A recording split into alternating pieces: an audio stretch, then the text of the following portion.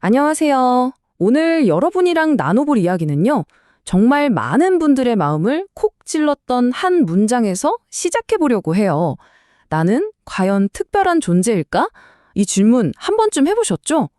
여기에 대한 아주 새로운 관점을 오늘 같이 한번 찾아봤으면 합니다. 바로 이 가사예요. 나는 별인 줄 알았는데 벌레였어. 아, 진짜 솔직하죠? 어떻게 보면 좀 아프게 들리기도 하는 그런 고백인데, 아니 도대체 이 한 문장이 뭐라고, 왜 이렇게 우리 마음을 세게 흔드는 걸까요? 나도 내가 되게 특별한 별 같은 존재인 줄 알았는데, 알고 보니까 그냥 뭐 평범한 사람이었구나, 이런 생각. 다들 한 번쯤은 해보지 않으셨어요? 아마 이 가사가 와닿는 이유가 바로 이거일 거예요.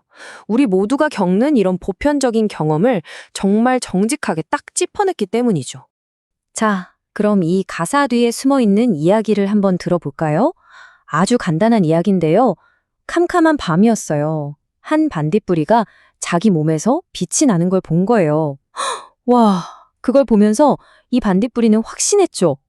아, 나는 원래 하늘에 있던 별인데 땅으로 떨어진 거구나 하고 말이에요.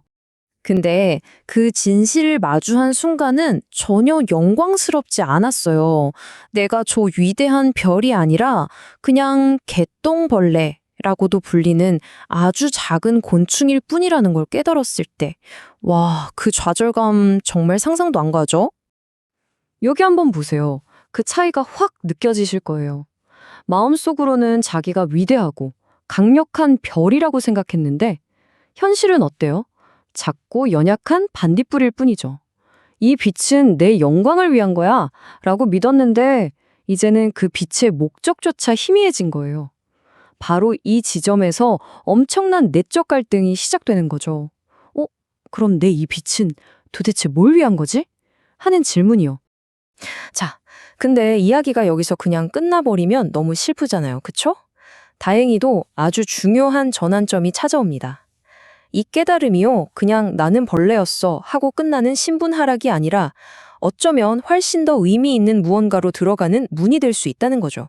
바로 이 잠언 말씀이 이 모든 상황을 완전히 뒤집어버리는 열쇠가 됩니다.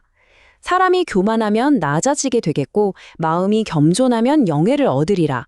보세요. 교만은 결국 우리를 끌어내리지만 반대로 겸손은 우리에게 영예를 준다는 거예요.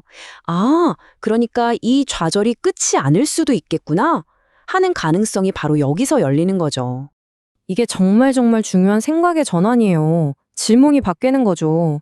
왜 나는 별이 아니지? 하고 불평하는 대신에 좋아, 그럼 반딧불이로서 나의 목적은 뭐지? 하고 묻기 시작하는 거예요. 더 이상 내 신분에 매달리는 게 아니라 나의 목적과 역할에 집중하게 되는 거죠. 이게 바로 진짜 성숙의 시작 아닐까요? 여기서부터 관점이 완전히 새로워집니다. 자, 한번 생각해 보세요. 어쩌면 우리는 처음부터 스스로 빛을 뿜어내는 별로 만들어진 게 아니라 훨씬 더 위대한 빛을 반사하도록 만들어진 존재는 아닐까요? 우리의 진짜 역할이 바로 거기에 있다는 거죠. 바로 이거예요. 핵심은 내가 얼마나 밝게 빛나느냐가 아니라 누구를 위해 빛나느냐 하는 거죠. 나 자신의 영광을 드러내는 게 아니라 나를 만드신 분의 영광을 드러내는 것. 거기에 진짜 목적이 있다는 거예요. 그러니까 내 빛의 크기가 중요한 게 아니라 내 빛이 향하는 방향이 모든 걸 결정한다는 말입니다. 자, 좋습니다. 그럼 우리의 목적이 위대한 빛을 반사하는 거라는 건 이제 알았어요. 그런데 구체적으로 어떻게 해야 그렇게 살 수 있을까요? 그 방법에 대한 실천적인 청사진을 성경의 한 구절에서 찾아볼 수 있습니다. 빌립보서 2장 15절 말씀인데요.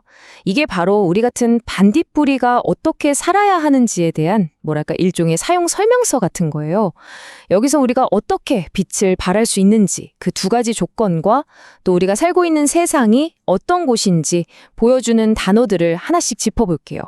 첫 번째 조건은 아모메토이, 바로 흠이 없는 삶이에요. 이건 도덕적으로나 윤리적으로 봤을 때 다른 사람들이 트집 잡을 게 없는 그런 깨끗한 삶의 태도를 말하는 거죠. 그리고 두 번째는 아케라에오이, 순전한 마음입니다. 겉으로만 깨끗한 게 아니라 마음속 동기까지도 이기심이나 가식 같은 게 섞이지 않은 아주 투명한 상태를 의미해요. 자, 그런데 우리가 이런 빛을 비춰야 할 세상은 어떤 곳일까요? 성경은 그 세상을 스콜리오, 즉 어그러졌다고 표현해요. 올바른 길에서 벗어나서 막 뒤틀려 있는 그런 모습이죠. 심지어 디에스트란 메네스, 거스르는 세대라고도 해요. 이건 그냥 귀를 잃은 정도가 아니라 아예 의도적으로 진리를 거부하고 반대 방향으로 막 달려가는 그런 모습을 말합니다. 그러니까 이 네 단어를 다 합쳐보면 답이 딱 나오죠. 우리가 세상에서 내는 빛이라는 게 무슨 신비한 광선 같은 게 아니라는 거예요.